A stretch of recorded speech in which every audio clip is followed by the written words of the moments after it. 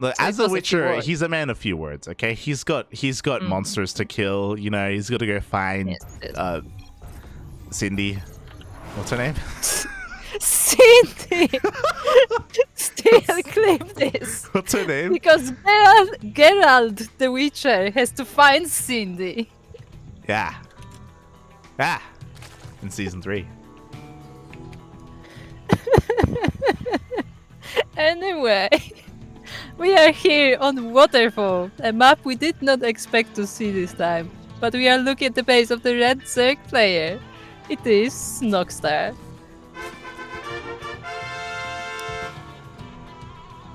And spawning in the top right-hand corner of Waterfall, we have our blue Protoss player himself representing Team GDA. It is Rail. It was Siri. Siri, not Cindy. I was thinking like Christy. I was like, When you say Cindy, I just think of like the Cindy from Final Fantasy 15. It's like it just put Geralt together with her. He's It's looking for Cindy. Oh no. I'll bet Snoxtar. But we are getting into our one of many ZVPs here tonight. The battle between the Zergs and the Protoss do rage on in Poland.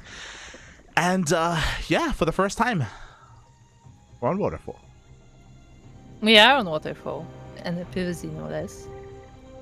And we don't see any too aggressive strategies for the beginning. No super early rushes, and we do see that beautiful waterfall. Yes, we do. It's really a sad thing because like you don't have a lot of things happening right here, where this is like the best part of the map. That's actually something, because when I was doing screenshots for our thumbnails, I started posting them in the mappers Discord, and then the mappers were like, "Oh, we should probably put more decorations on the natural." Because the thing is that like most action is like, you know, at the ramps, at the entrances, right? Yeah, like either the center of the map or specifically these ramps going in towards the third, the fourth, and the natural. Like these kind of like pathways here, not as much, unfortunately. Rail is going to be opening up a little bit differently here. Right, going for a robo. So we'll see what the robo will be for. We don't have a Twilight Council, no we don't, so just with robo first. Yeah, so a couple of things are happening. We do have a robo opener from Rail, which is very unorthodox. This can go into Disruptor drops or Colossus drops, but behind this, Snoxtar has not been droning at all. He's been pulling nothing but links. He's going for a mass Ling flood right now. Oh yeah, the links are already coming, and as we said, it is Waterfall, so they will be there very quick. That said, the speed is not quite finished yet, so they're not gonna be as quick as usual, and the wall is ready. The wall is a wall, but there's no shield battery behind it. We only have a single Stalker. There is a shield battery to respond. We do have the boys being pulled, and they're going to be able to mineral walk behind the Stalker. Ooh. Even the drones coming in, the probes are trying to defend now, and they will be able to zone out most of the drones, but the Stalker goes down. The Stalker does go down. The wall is so far a wall. The drones are doing their damnedest to try and block and try and help out, but the drones go down. At the same time, the Lings also flood in. Yeah, the links flood in. This one Stalker does not know what to shoot, and GG is called, just like that. GG gets called. Just like that, Snoxtar takes the first game. Rail had no idea that a Ling Flood was coming. Unfortunately, because he went Stalker first and not Adept, he didn't have anything on the map to scout until it was in his face. And by the time he was responding, he was a little bit too late. Specifically, because he didn't see the drones coming in time, he wasn't able to get a pylon or a building behind the Stalker. The drones got behind it, and their goal there was to just make sure that a building wasn't thrown down. Yeah, and Snoxtar succeeded at that, and he did take the first set of this match. Oh, yeah. GG. So we get to bask in the glory of Waterfall for only a couple of minutes now. Yeah. Now to never see it again. Feels bad, man. Feels bad. As we're going to be getting ready here for game number 2, also on a bit of a different map on Inside and Out. Yeah, once again, actually, this series is having a lot of different maps that we have not seen yet today. Because, as you said, it was mostly Data Sea and Cosmic Sapphire so far, but it looks like actually this ZVP will be played slightly differently. Yeah, I really do appreciate the lack of Data Sea and the lack of Cosmic. It's something that Yaku and I just casted nonstop for 5 hours. So it just so happens, as Yaku leaves, so do those maps. Thank God. Wait, so was it his fault this entire time? Yes, it's always Yaku's fault. Yes, that makes a lot of sense. But anyway, we are here on Inside and Out. And once again, we are looking at the red Zerg player. It is Snoxtar. And spawning in the top right hand corner of Inside and Out, we have the blue Protoss player himself representing Team GDA. It is Rail.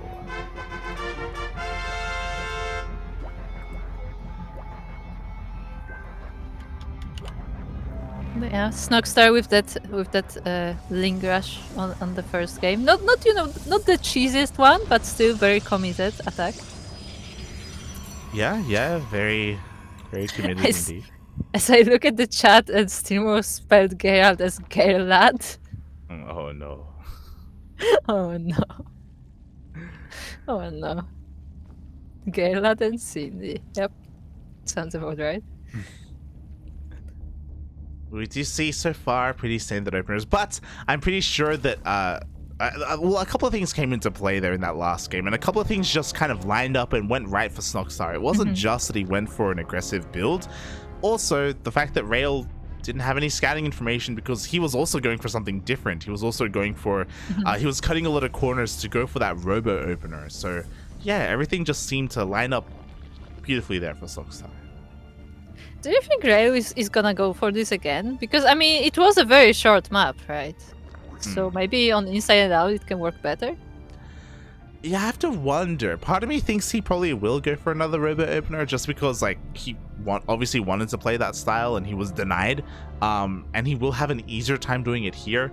But at the same time, like, Snoxtar may have been able to, again, just look at the stats after the game and seen the opener and been like, oh, that's kind of weird. Like, it won't be as much as of a surprise, you know?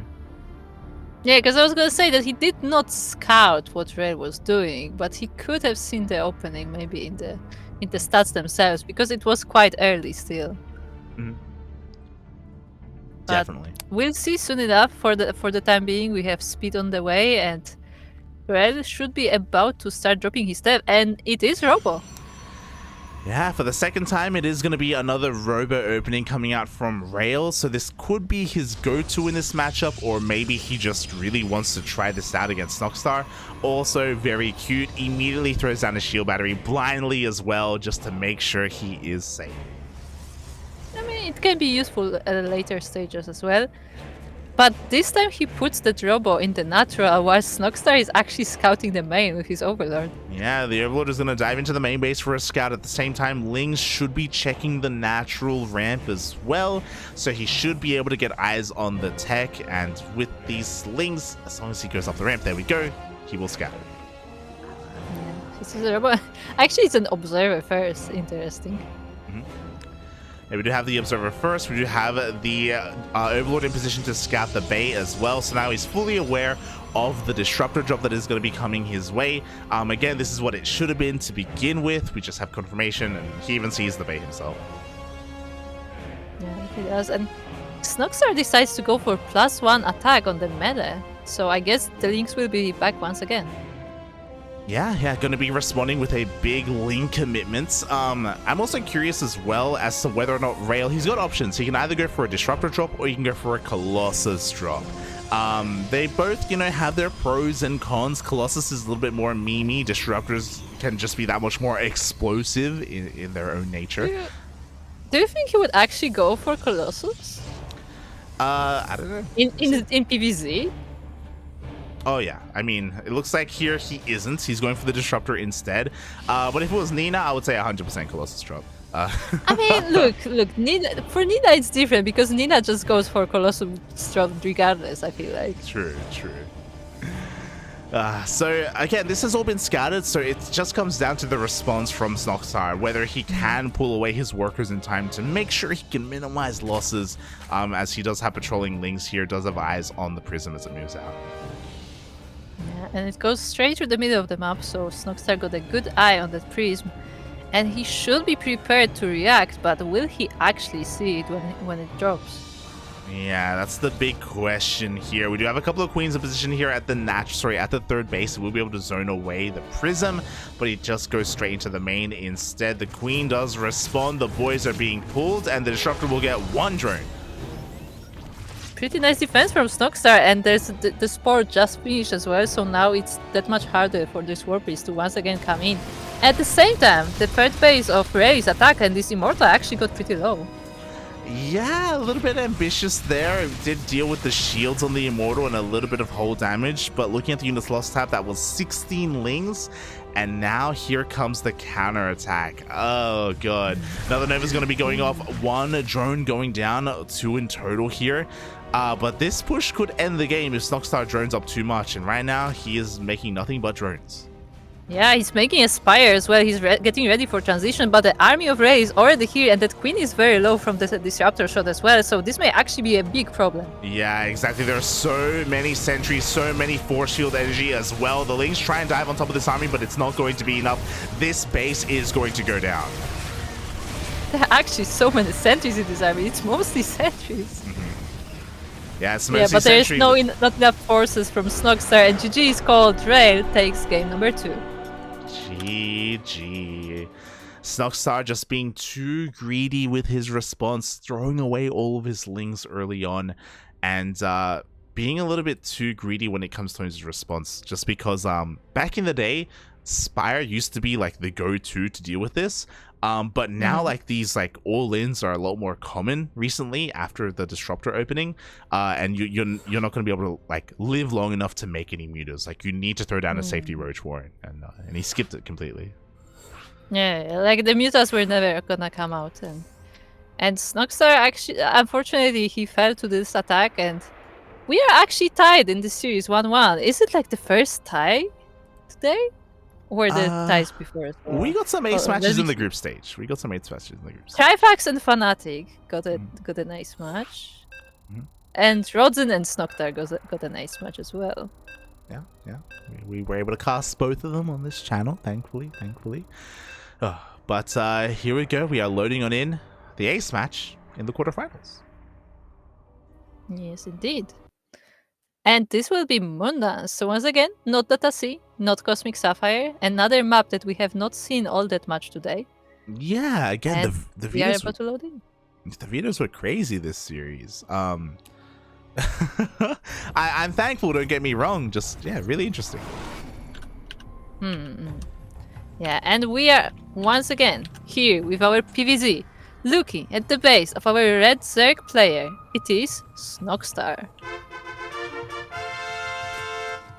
And spawning in the bottom right hand corner of Moondance, we have our blue Protoss player himself representing Team GDA. It is Rail.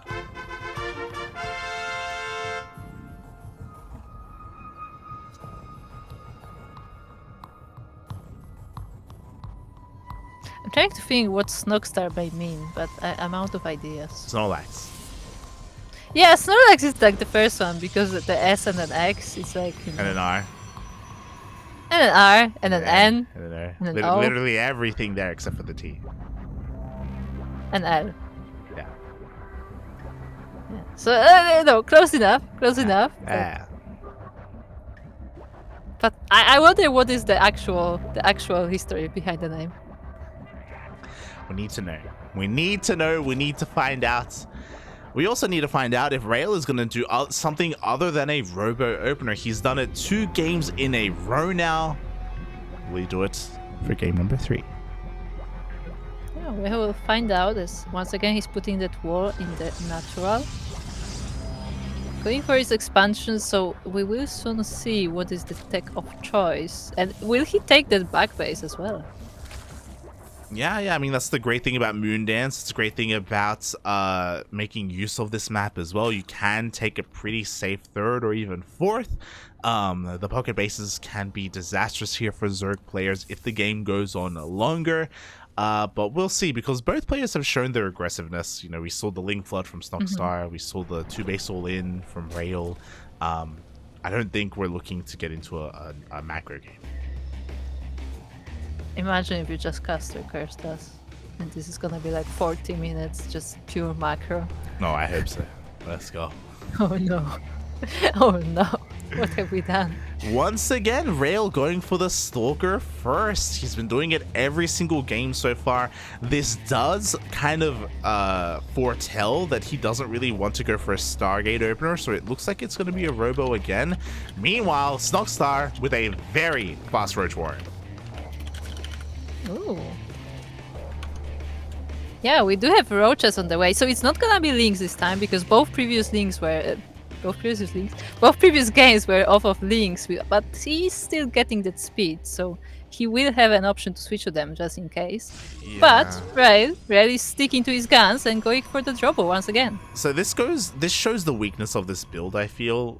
It really does, because Rail can't scout with this, at least not until he gets his Adept out, and then with his Adept he can move out. But like right now he's playing so blindly. The Roaches are already on the way, Link Speed is about to finish up, Snoxtar is going to commit to the all-in, and Rail has no idea.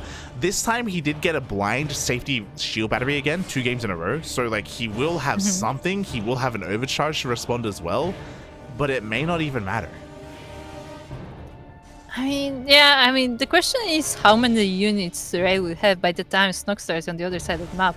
That Adept may have spotted something, but I don't think it got enough to know that this huge attack is coming, and it's already at the door. The Adept saw 3 Lings, and the thing is that with Ravagers, like, the shield battery is not long for this world either. There we go, more Ravagers are being morphed in. Snoxtar is looking to bust his way through. Finally, Rail has eyes on this, but it may just be too late, because the Lings, they just get in. Yeah, the Lynx get in. There is an overcharge and the probes are being pulled off the line, but the shield battery just goes down. And even with the warpies, I think Snoxtar has enough. Yeah, exactly. There are only 3 units, 1 Zealot, 1 Adept, and 1 Stalker. And now only 2 Stalkers remain here. The boys are being pulled off the line. And Immortal is on the way, but everything is going to go down. Even the pylon, everything is depowered. Yeah, no more reinforcements, and GG is called. Snoxtar takes the series 2-1.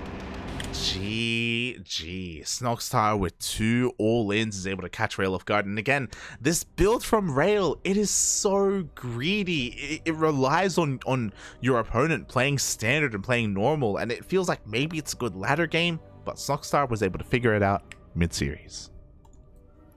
Yeah, I feel like it's also a problem when you play the same build 3 times in a series, because, you know, the first time it's maybe a surprise, but like the second time they may like not know how to adjust, but the third time, like, you're pretty sure your opponent knows what's going on, you know?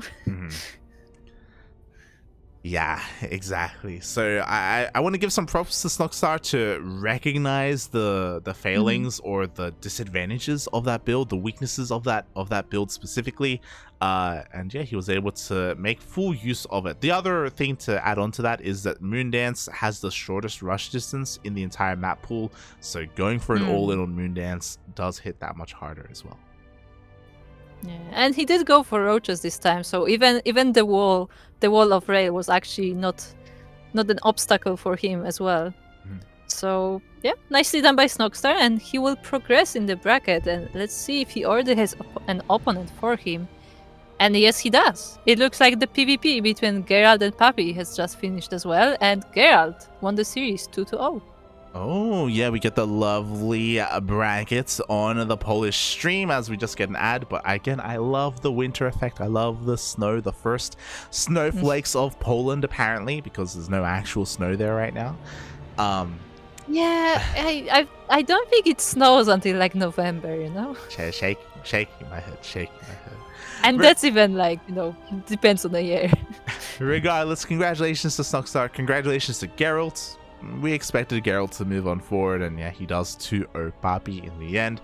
So no major upsets here, but I think I would say that Snoxtar is a little bit less notable than Rail. So a pretty impressive result here. Yeah, definitely. I am quite impressed by Snoxtar, you know, executing his builds well, like recognizing what Rail was going for, and he was able to counter it quite well. Yeah, very well done. We're going to wish him the best of luck as he's going to be going up against Gerald soon, TM, as we're going to be putting our players on hold. They're going to be taking a little bit of a break. They're going to be having some drinks. They're going to be having some quesadillas because we are going into a laser versus Christianer next. Oh yeah, we're starting with another round of the upper bracket. And we have all the PvZs now. Oh yeah,